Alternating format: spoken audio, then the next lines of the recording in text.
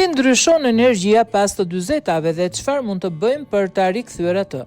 Shumë njerëz e ndjejnë një rënje të energjisë ndërsa afrohen tek të dyzetat e tyre, duke krahasuar shpesh me energjinë e pafund të njëzetave, por ekspertët thonë se kjo lodhje nuk është një shenjë plakes, por një rezultat i ndryshimeve biologjike dhe kërkesave më të mëdha të jetës në këtë fazë. Profesor Michael Spear, ekspert e autonomisë në Universitetin e Bristolit, shpjegon se në të njëzetat trupat tanë kanë më shumë masë muskulore, mitokondri efikase dhe hormone të rregullta që e bën energjinë dukshëm të pakufizuar.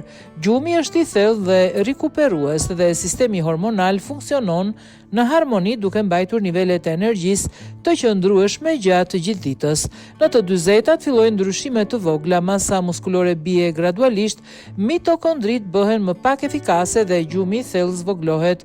Për gratë, luhatjet hormonale ndikojnë në gjumë, ritmet e energjisë dhe rregullimi i temperaturës trupore.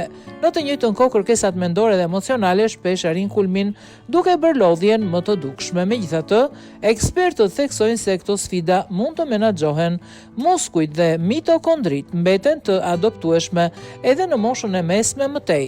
Ushtrimet fizike, ruajtja e rutinave të shëndetshme, menaxhimi i stresit mund të rikthejë energjinë dhe të përmirësojë performancën fizike dhe mendore. Studiuesit thonë se lodhja në të dyzetat nuk do të thotë humbje energjisë përjetësisht. Ajo pasqyron vetëm një mospërputhje midis ndryshimeve biologjike të trupit dhe kërkesave të jetës. Me adaptime të vogla, rezervat e energjisë mund të mbeten të mjaftueshme për vitet që vijnë, duke ofruar stabilitet dhe parashikueshmëri edhe në mungesë të energjisë pafund të njëzetave.